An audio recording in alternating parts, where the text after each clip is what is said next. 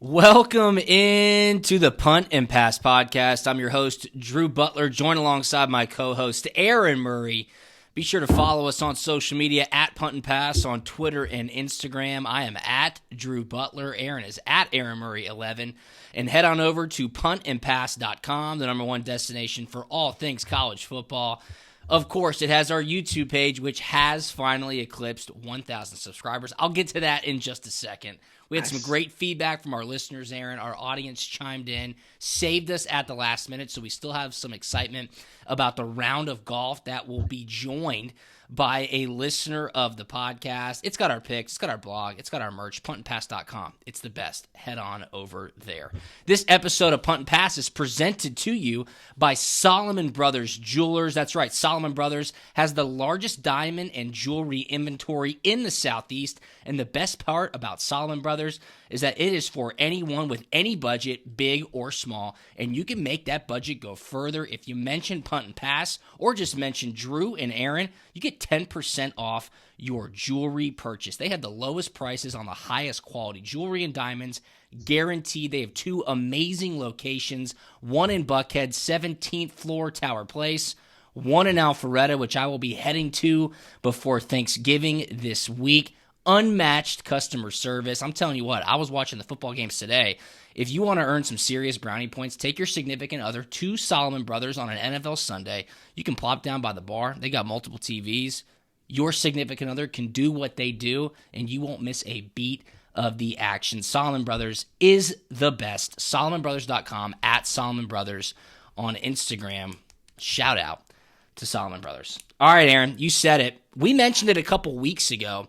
1,000 subscribers on YouTube. We were going to invite a listener from the Punt and Pass audience to come play golf with us. And started ticking up, started getting closer to 1,000. And a lot of people, to their credit, chimed in and said, guys, you're doing it wrong. And we love feedback. Look, we're former football players. We love criticism. We love constructive criticism. Tell us how we can be better. And our audience did. They said, forget the 1,000th subscriber, raffle it off, right? They said, hey, we've been following you guys. We've been subscribed to the podcast for a while. Raffle it off. Make it fair for everybody. So I guess that's what we're going to do. We are going to raffle it off. And tell me this, Aaron. I was just thinking, that only equals 3 people. You usually play golf in a foursome. Do we raffle off 2 names and bring 2 Punt and Pass listeners to come play golf with us now? I'm all about bringing 2 Punt and Pass. There you go. Listeners, and we'll team up. One unfortunate fan is going to team up with Drew, yes, the losing team, and one fortunate fan will get to tee up with your boy who has been smoking it. Played quick 9 the other day, Cuskawilla, shot a little 3 over, 3 birdies. Feeling hot. I got to get the putter together. Sharon for my birthday got me that perfect putter. Oh yeah, the mat, yeah, the mat. So I'm gonna put that in the garage, and I told her 10 minutes every day I'm gonna putt. And no more excuses about me being a crappy putter. Enough's enough already. I'm going to work on it this offseason. So, like I said, one fortunate fan can ride along with me. Okay, I like this. Jamming, having a good time, kicking Drew's ass. Yep. Okay. It's going to be very similar to our locks of the week. Is kind of how I'm envisioning this round of golf. So, let's raffle off 2. I love it. All right, we're doing 2 now because a lot of people were saying I was the 1,000th, had a couple, obviously, $9.99 popped up. People were unsubscribing, resubscribing. More power to you, but what we're going to do now is we're going to raffle off 2 spots. We'll have a foursome. We will have a lot of fun. Little housekeeping on the front end, but I had to update it, and thank you to our listeners and our audience for correcting us, saying do it the right way, which we are going to do now. You mentioned our locks of the week. Don't look now, but we both won our locks of the week. If you listened to the podcast last Thursday, I put my money where my mouth is. I said if I lose my lock of the week, the first person that tweets at me, you owe me $50, I was going to Venmo it to you. I gave out Notre Dame minus 17. It was 45-0 at half. Fighting Irish roll over the Yellow Jackets, and you gave out South Carolina plus 7.5. Slow start for the Gamecocks. They come back and dominate Auburn in the second half to win outright. They beat War Eagle 24-23. So, oh no, it was not 24-20. 21-17, excuse me. I was thinking of the Florida score there. Yeah, so unbelievable action. Really, a lot of blowouts this past weekend. We'll get to that in a second. But the action came off the field. That's what we'll dive into right now, off the jump. Obviously, we're recording this on Sunday evening, Aaron. The news of the day, Dan Mullen fired at Florida. losing 5 straight to FBS opponents. Georgia debacle. Samford, after he axes Coach Grantham and the offensive line coach, they go to Mizzou this weekend. They lose. The wheels have fallen off, and Scott Strickland, the athletic director at Florida, moves fast and says, Dan Mullen, we're going to part ways. You and I talked about it, I think last Monday or last Thursday, and we thought they would hold off because of how insane the coaching carousel is going to be this offseason. Throw Florida into the elite jobs that are now open. And again, when we say one is open, a job like Florida is going to pick off from another huge job. So the trickle effect is serious. Aaron, Dan Mullen, as very well documented on our podcast over the years, a great friend of yours. It just seemed like stuff went sideways really fast, and they just couldn't get it back. Yeah, you want to talk about being on top? Last year was absolutely magical for the Gators. You beat Georgia. You got one of the best offenses in the SEC, one of the best offenses in the country. You got a quarterback that's up for the Heisman. You got the best tight end, maybe skill position player in the country. I mean, I love Pitts. I mean, Pitts there's a reason why he was the number 3 pick in the NFL draft. 4th. An absolute matchup nightmare. Kadarius Toney. First rounder. It goes on and on and on and on. I mean, what a great year. And all of a sudden, it just went to crap. And listen, they were winning ugly to start the year. I mean, it was ugly, ugly, ugly. Emory Jones was a turnover machine. But then all of a sudden, Alabama shows up. They make that a really interesting football game. Like, okay, listen, maybe Emory just needed to get over a couple things. The defense looks like it's improved from the issues they had last year with Grantham. So maybe this team has a chance to be competitive, maybe not beat Georgia, but still be, a 9-3 team. With everything they lost last year, 9-3 would be just fine. And then the losses kept coming and coming. Kentucky, the issues when it came to penalties. Obviously, you lose to teams like Missouri. You got smoked by South Carolina. I mean, the teams they're losing to is unacceptable, but still give the man some grace, for goodness sakes. I just think nowadays people are always looking, what's next? What's next? What next? You get one bad year and you're gone. And I just think it's unfair. It's unfortunate. I think he's a very good football coach. I feel for him. It's obviously tough sledding in the SEC. Expectations are extremely high at a place like Florida. I understand that, but I also ask the question, who do you think that you're going to get right now that you believe is going to do a better job? So it's a crazy year. I mean, let's just list off some of the notable vacancies out there right now. LSU, USC, Washington State, TCU, Washington. Virginia Tech, Florida. Yeah, and it's not over yet. If you're not Kirby Smart, if you're not obviously Saban, coaching ain't fun. I mean, you're asking on the chopping block every year. We talked about it last week. I know. Crap. I guess that $12 million buyout, kind of eases him. I sent Dan a text. I was like, hey, listen, man, sorry, this is a bunch of BS. I feel for you. But if you want to play some golf at the lake, let me know. We'll get some Tuscaloosa in. So, and he'll take that $12 million and he'll take, he'll relax. You know what's crazy? And Sharon and I were talking about this on our walk with Maddox and the dogs tonight. She's like, what do you think he'll do? Do you think he'll sit out for a year? Do you think he'll relax? I'm like, listen to this scenario. What if right now, because this is a name that has really been going around a lot when it came to new coaches out there. Bill O'Brien. What if Bill O'Brien takes a head coaching job and Dan Mullen becomes the OC of Alabama? So they're saying Bill O'Brien's name's coming up all weekend around the LSU job.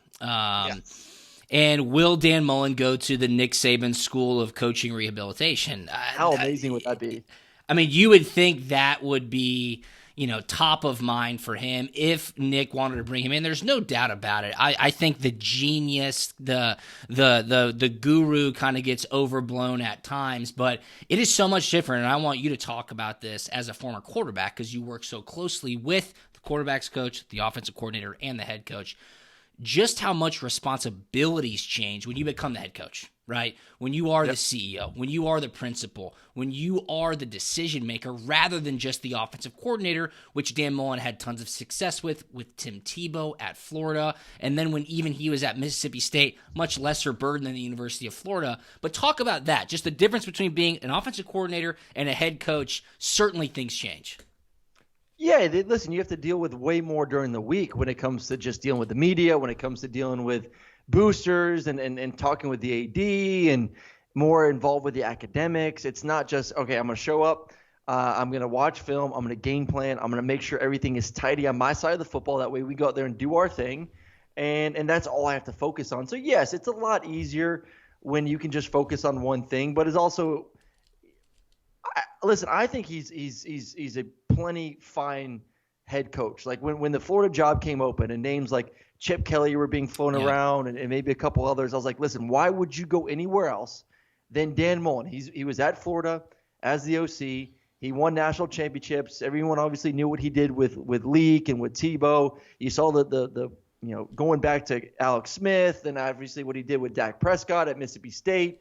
Like, he's a great coach. He knows Florida.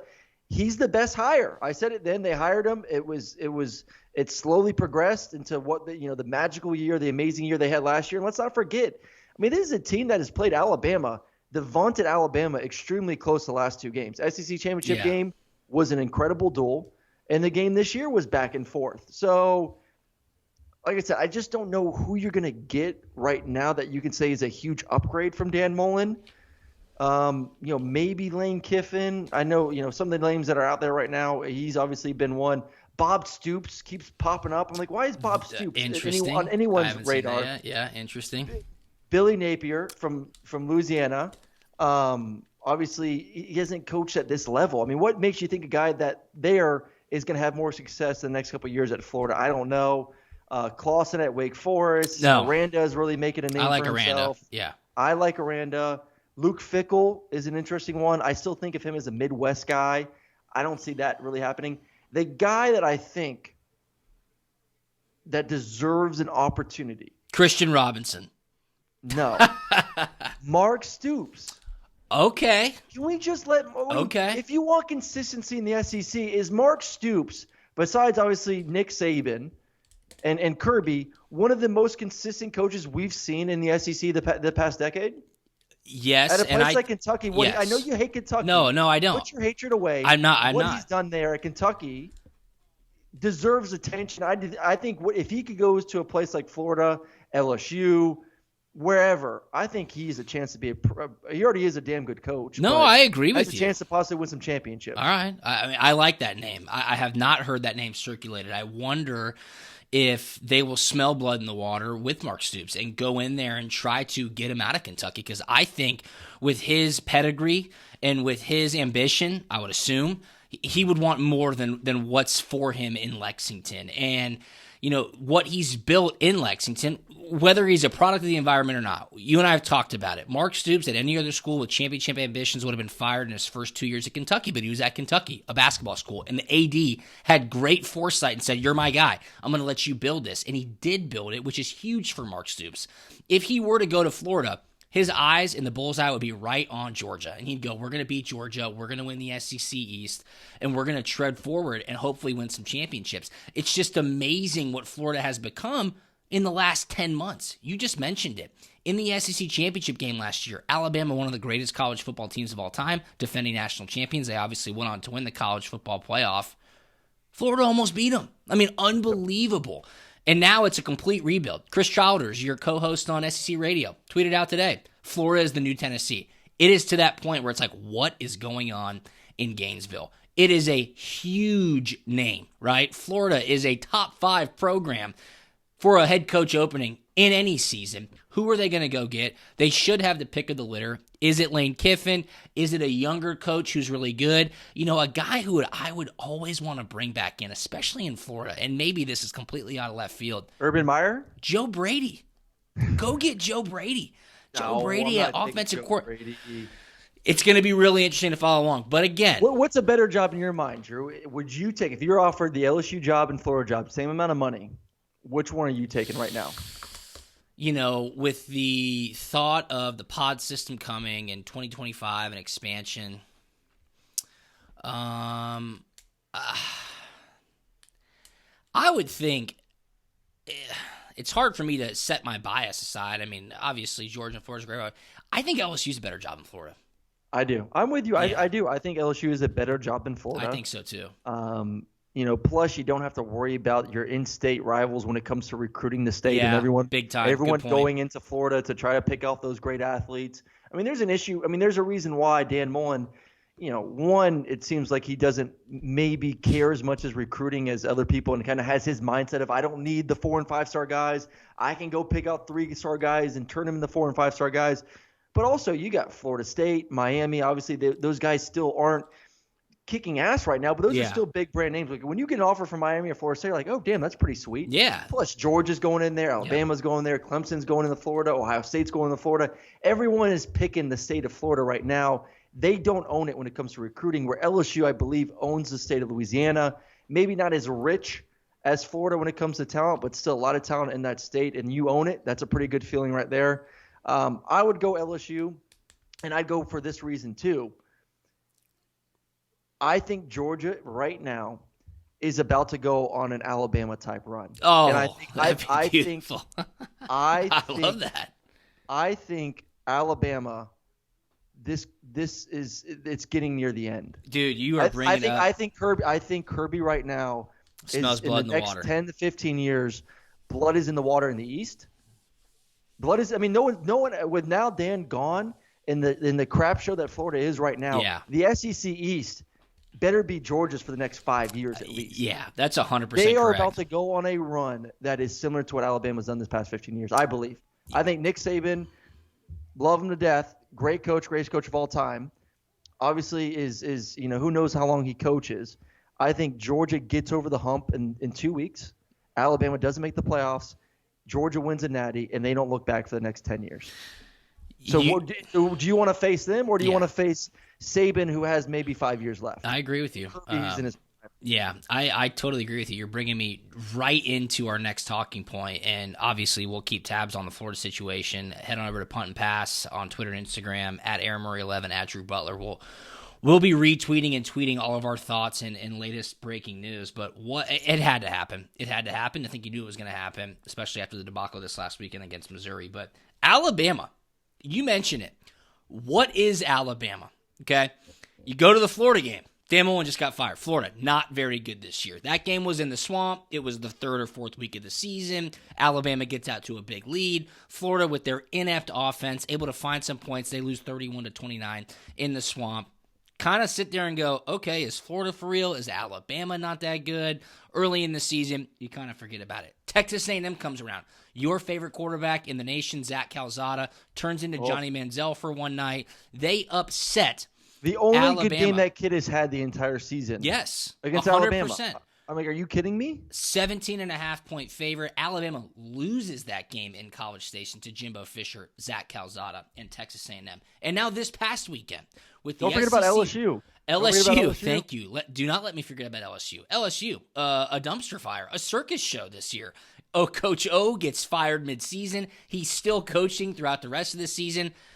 An offense that is not explosive by any means necessary. I mean, shuts down Alabama's. Had a chance to win the game, too. They were inside the 10-yard line. Down 6 points, had a chance to win. You know what Alabama and now is Arkansas this past weekend. Arkansas, just transitive property like we used to do a couple years ago. Georgia stomped on Arkansas at home in Athens, just like Tuscaloosa this past weekend when Alabama hosted Arkansas. 37-0 when Arkansas was on fire, okay? Top 10 team in the nation, college game day, biggest atmosphere possible. Georgia strangled them, won 37-0, never in doubt. You go to this past weekend, Arkansas, who's reeling, trying to really save their season from an optics standpoint, goes into Tuscaloosa and almost comes back to win. They lose 42-35. Who is Alabama? Dare I say this, okay? And you just mentioned it. You talked about Saban. Is this the end? I mean, bite your tongue. It is the biggest karma thing if you ever think Alabama's going to die, just like Tom Brady and the Pats years ago. Dare I say, looking at looking at what is in front of us right now, I mean, in 2 weeks in Mercedes-Benz Stadium, Georgia should mop Alabama. I mean, and you text me on Saturday, and you said Georgia is going to beat Alabama handily. And you did not say it that politely. And I go, no. I said, don't say it right now. Everybody knows Jackie went to Alabama. We'll be at the SEC championship game. I'll be very pessimistic that week. Until the clock says 0 and Georgia has won the football game, with you. I will be pessimistic. But I say all that to say this. Who is Alabama? I don't know. I'll tell you right now, Drew. So this is my thought on this situation. So to start the season off, Oklahoma was, by a lot of people, the favorite to win the national championship. Spencer Rattler's back. Defense was improved last season. They're returning a lot of guys on that side of the football. Who is going to stop Oklahoma this season? Spencer Rattler's going to run away with the Heisman, this, that, and the other. Oklahoma just give him the trophy right now. And Oklahoma every single week just was not getting it done. You're like, man, it's okay. They still got guys. You just kept making excuses for Oklahoma, saying they're going to turn it around next week. They're going to turn it around next week. They're going to turn it around next week. Next week came, they didn't turn it around. Next week came, they didn't turn it around. Next week came, they didn't turn it around. Over and over and over and over again. Then they lose, and now everyone's really saying, okay, they're a fraud. They're a good football team. They're not elite. Alabama, every week we keep making excuses. They're going to turn it around. They're going to turn it around. They're going to stomp on someone's throat. They're elite. We said last week in the podcast, they're better athletes in Arkansas. They're going to blow Arkansas out. Take the points. Take the points. We keep making excuses for Alabama week in and week out. It's the last weekend of the season, Drew. You are who you are. Yeah. And this is a good football team.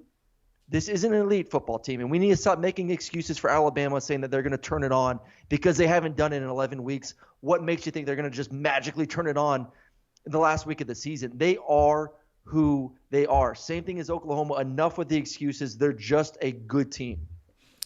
That's it. They're a good team. They're a very good team. They're a top 5 team. They're not elite, though. Yeah, and Georgia seems to be elite, and it seems like now, especially with Georgia Tech, next weekend for the Dogs, like win or lose in the SEC championship, Georgia's going to the playoff. That seems pretty clear. Now the question will become, depending on what happens next weekend, rivalry week, Thanksgiving week, and then conference championship week, if Georgia defeats Alabama in a particular manner, will they be able to knock Alabama out of the college football playoff?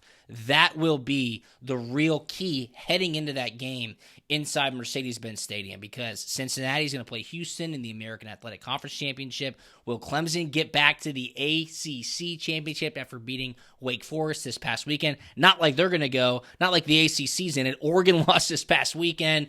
Ohio State, Michigan. Yep. It's crazy. It's crazy right now, and it's great because Georgia is just running their race. They seem to be in a really good position. And again, it's right now. It's Georgia.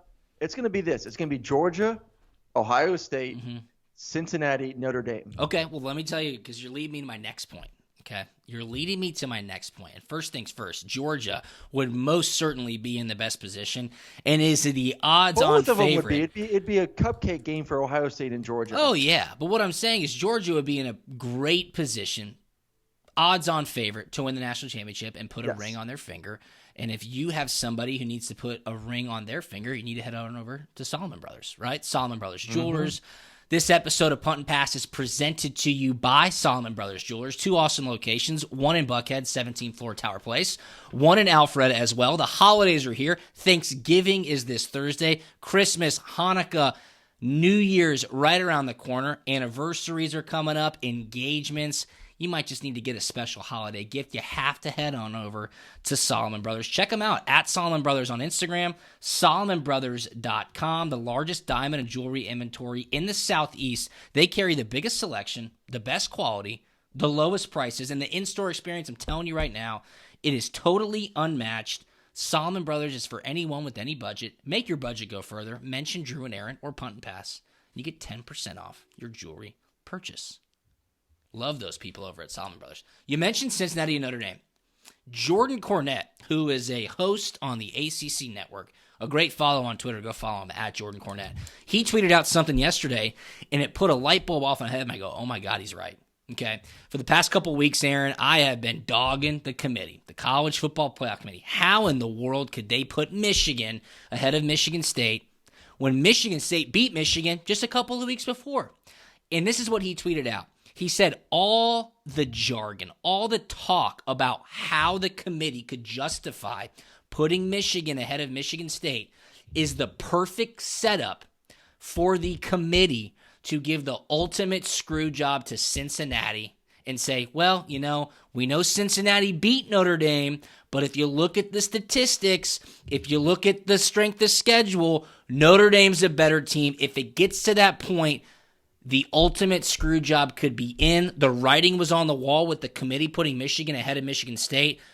Cincinnati handled Notre Dame in South Bend a month and a half ago. Could that be writing on the wall? I thought it was a brilliant tweet, and I go, oh my God, that's exactly what's happening. It could be, but you talk about strength of schedule. Who has Notre Dame played, though? It's not like their strength. I could see if they've been through this gauntlet. Like, okay, they had one slip up for Cincinnati, but they've faced a bunch of really elite teams. So yeah, they're better because of the schedule. But you look at who they've played of late. Virginia Tech, since the loss to Cincinnati, Virginia Tech, they fired their coach. North Carolina. Southern Cal, Navy, Virginia, Georgia Tech, crap. Yeah, and then horrible. Stanford. What notable game have they won? They haven't been one top 25 team this entire season. I don't think Wisconsin was ranked in the top 25 when they played, and they may have been. But that's it. They beat one team that has been, really slow start for Wisconsin, was awful. Couldn't score points, start the year off. Found their identity here the past few weeks and are playing well and have a chance to be in the Big Ten championship game. But they haven't beaten anyone either. We talk about Cincinnati, we dog them. Neither team has the strength of schedule to really rely on. I think you got to go head to head, but you also got to worry about ratings. You also have to worry about, what do fans want to tune in? Do they want to watch Georgia versus Cincinnati again? I know. Or do they want to watch Georgia versus Notre Dame, as Drew is just sipping on a nice glass of wine right now, enjoying it Sunday night. Yes, indeed. But yeah, it makes sense. I think at the end of the day, I honestly think both teams are going to find a way to get in. I would love that. Unless Oklahoma State gets in. It'd be a great game this weekend. Bedlam, Oklahoma State hosting. I think I could see a scenario, because I think you brought this up last week. Notre Dame is obviously a bigger brand than Oklahoma State, so the committee will find a way to get Notre Dame in above Oklahoma State, even though Oklahoma State down the stretch has been one of the best teams in the country. The defense is ferocious. I think they win the Big 12. One-loss team. They lost early in the season on the road. I think they deserve a spot in the Final Four.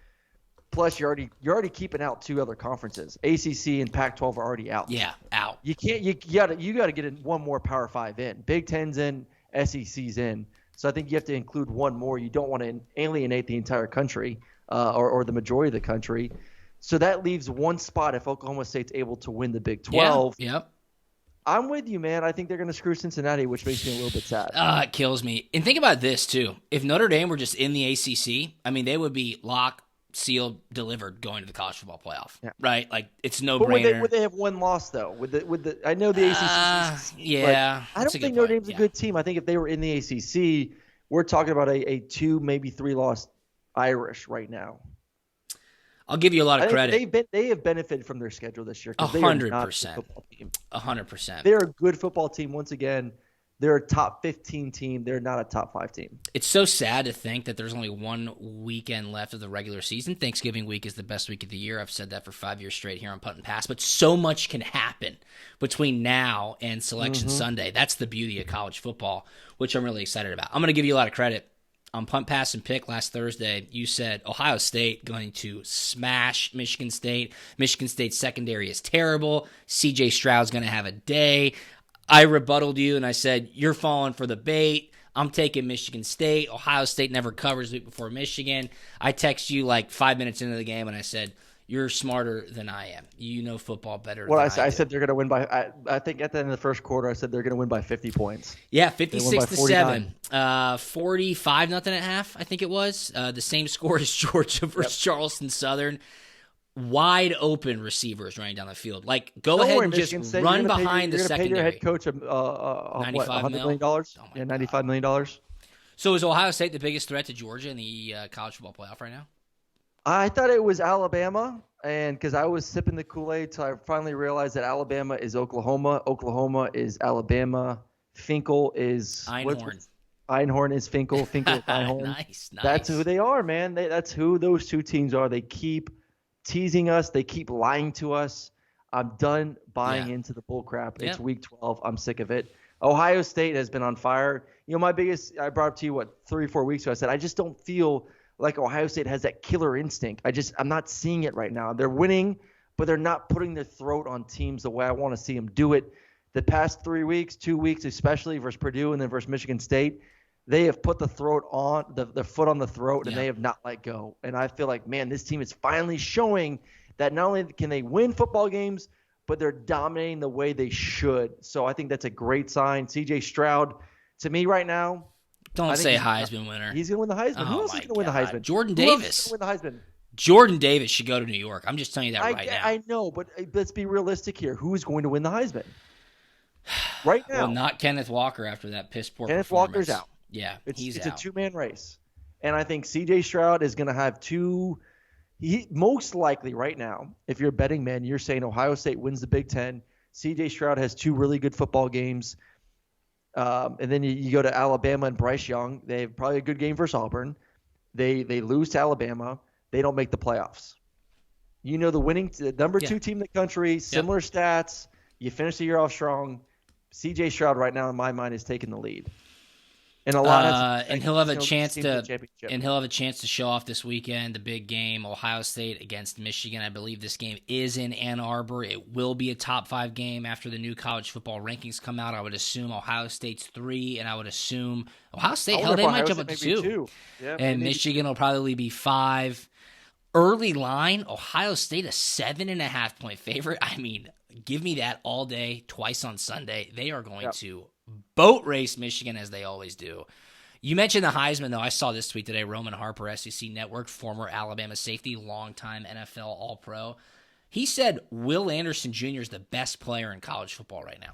Will Anderson Jr., the linebacker / kind of defensive end at Alabama, Pro Football Focus College Football said Will Anderson Jr. has pressured the QB at a higher rate than any other edge defender in college football at 19%. Yes, he's only a sophomore. I don't know about best player in college football right now. Let me just say this, okay? So cool. I got up off my couch when they lined up Jordan Davis at running back twice. That was just cool as shit. I'm like, this is awesome. This is what college football is supposed to be. You know you're going to crush Charleston Southern. Let's have some fun. They hand the ball off to him twice at the 1-yard line. Jordan Davis gets in the end zone. The guy can do it all. Okay, Georgia's defense is elite by any metric you could ever measure it at. If you were just go off of points per game, Aaron, they are 100% better. I mean, double better than any defense that's been at the top of that ranking in the past 25 years. I want to say they're only giving up like 6.9 points per game right now, and the best since a while is like 13. It's crazy how good they are. Again, it just points to the sign of Georgia's defensive elite. Who's the best player on Georgia right now? I would think from an optics standpoint, it's Jordan Davis. I think he should go to New York. I really do. And I hope Claude Felton and Leland Barrow and everybody in UGA Sports Communications, Sports Information Directors, let's go. Punt and Pass will help you. They're giving up 7.5 points per game, okay. By the way. 7.5 points per game. Let's get Jordan Davis in New York City. Let's get a Georgia contingency at the Heisman Trophy Award. That would be fantastic, okay? I don't know who's going to win. C.J. Stroud right now, yes. Could things change? Certainly. Let's just talk about what happened on the field, and then we'll wrap up this episode. So much to talk about, and it's Thanksgiving week, which is my favorite. You crushed it. Ohio State, Michigan State. Ohio State wins 56-7. I crushed it. Clemson versus Wake Forest, okay? Clemson, 48-27. I've been saying it. Wake Forest is a fraud. I don't think Dave Clawson's it. I think that whole offense is fugazi. Their defense is trash. If you make Clemson's offense score 48 points, your defense is horrible. Because I text you like in the first quarter, I was like, DJU actually looks like an average quarterback, not a shitty quarterback. Yeah, how about that? He looks average. How convenient. You talked me into the South Carolina pick, which I thank you for. They took care of business in the second half and beat Auburn 24-23. I was nervous. That first half, I was Second like, week in a row, Auburn jumps out to a huge lead and then crumbles. To shoot themselves in the foot. Man, that's crazy. What are your thoughts on that? I mean, you got to fix that. Is that just youth, new coaching staff? What's the situation there? I mean, obviously, I still think a lot has to do with Bo not being there. I mean, Bo, the week before, breaks his ankle, wasn't 100% in the second half. I think that has a lot to play with it. Offense just stalls out. I think the same thing happened this week. The offense stalled out there in the second half, wasn't able to put points on the board. South Carolina, their quarterback got going. He looked good. I didn't realize that TJ Finley's 6'7", though. He's huge. He's huge. I knew he's a big cat. I didn't realize he was 6'7". I mean, like Jamarcus Russell Jr. Yeah. But listen, they'll be fine. I love their coaching staff. They lack a depth, obviously, on both sides of the football. They got to figure out the quarterback position by next year. Is it Bo? Is it not Bo? Do you got to go get someone in the recruiting? So that was a tough one. But I mean, two teams from the East that we weren't expecting to be bowl eligible this year. Tennessee, actually, three. Yeah. Tennessee, South Carolina, yeah, and then Missouri's now bowl eligible. All three of those teams. I was seeing some tweets about Shane Beamer. What about Virginia Tech? He kind of shot those down really early, but then they also said, well, what about SEC Coach of the Year? I mean, hold your horses, all right? Give it to Kirby. I just don't get it. Exactly right. Kirby is right now, if they win it all, why is Kirby not the – I get like you want to give it to someone that went to a school that was crappy and they had an average year. They're 6-6. Oh, my God, you're 6-6. You can't surpass Kirby's what's happening the in best Athens. team in the country right now. 100%. Like, give it to freaking Kirby. Crazy. 100%. Alabama wins 42-35 against Arkansas. We talked about that a little bit earlier. Great on Arkansas. I mean, gritty. That fake field goal. Oh, my God. I was at a Friendsgiving, and I'm, like, awesome. Eating my plate, and I have my glass of wine. One-handed catch. Oh, my God. I was like, I was going crazy. That was really an unbelievable, burn the ships type game for Arkansas. Whatever it takes, and they were in it till the very end. We'll see. I think the Iron Bowl could be kind of interesting depending on TJ Finley and how he performs. And then the Pac-12 at night. Our buddy Sean McDonough was on the call out in Salt Lake City. Number 3, Oregon goes down big time. So number 23, Utah. And I tried to warn you. I tried to warn myself. I fell into the trap. I said, this line stinks. They are begging you to take Oregon. Any other week, I'll take Utah. And I liked Oregon. And they lose 38-7. That punt return before halftime when the coach called timeout. Coach called timeout, made them punt, and they took it like 85-plus back to the house to go up. I think 35-1.5. He had a punt return. The game I covered Utah, he had a punt return that got them going and almost had to come back versus San Diego State. Dude. Yeah. I mean, again, you look at a team that's kind of like missed the boat this year. Utah's 8-3. I mean, they're 7-1 in the Pac-12. That's a team right there. If they would have taken care of business against some of their earlier opponents, they could be knocking on the door for the college football playoffs. They had the wrong quarterback. That was the biggest issue. Had to put BYU and San Diego State, they had the wrong guy in there, and it cost them both those games. Yep, absolutely. All right, well, Pump, Pass, and Pick. 1 weekend left in the regular season. You still are holding a 1-game lead. You're 33-27. You are 7-7 for your locks. So way to fight and get back to 500. I have to give you a ton of credit. That was a grind to get back to 500 because we were in the dump. Yes, indeed. You still are in the dump. There's no chance I can get out of the dump. I'm 32-28. Four locks this week. Are we going to make all of our picks the locks of the week for you? Is that what we're doing? It could be. I'm 32-28 against the spread, 1 game behind Aaron on the season, and I'm 4-10 on my locks. But this past weekend, I put my money where my mouth was. And I said, I will pay somebody. You know what? I might. It's Thanksgiving. I'm feeling grateful. I'm feeling thankful. That should be what we do. But put it on Ohio State. You have that feeling right now. Ooh. On a Sunday, you feeling juicy? Ooh. No, tune in on Thursday. We'll let you know. Or Wednesday. It'll be a Wednesday episode this week. It's Thanksgiving week. Happy Thanksgiving, man. I'm so fired up. I know you got to go do a game. You're doing SEC on CBS this weekend. Missouri and Arkansas on Friday. Yep. It's going to be a fun one, man. That's your third SEC game this season? Third SEC game. Let's go, dude. You're getting too big time for us. No, I would never leave you. Big weekend, though. Big weekend. Friday game. Unfortunately, I will not be there to cut some turkey with the little man. We're going to have to do it on Saturday. I actually may take little man to go watch a little Georgia Tech at noon. I like that. Might have to. Make it happen. He's never been to a college game before. Yeah, and it'll be like a home game. I mean, satellite home game because it'll be all red and black in there. Hell, they might let him flip the coin. They'll let Maddox flip the coin in there, dude. Absolutely.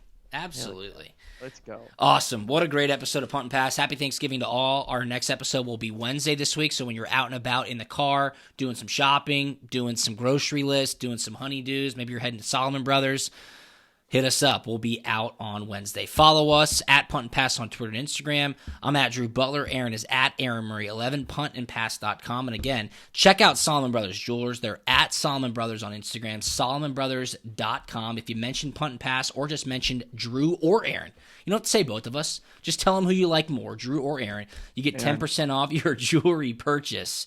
They have the lowest prices on the highest quality jewelry and diamonds guaranteed. 2 locations, Buckhead and Alpharetta.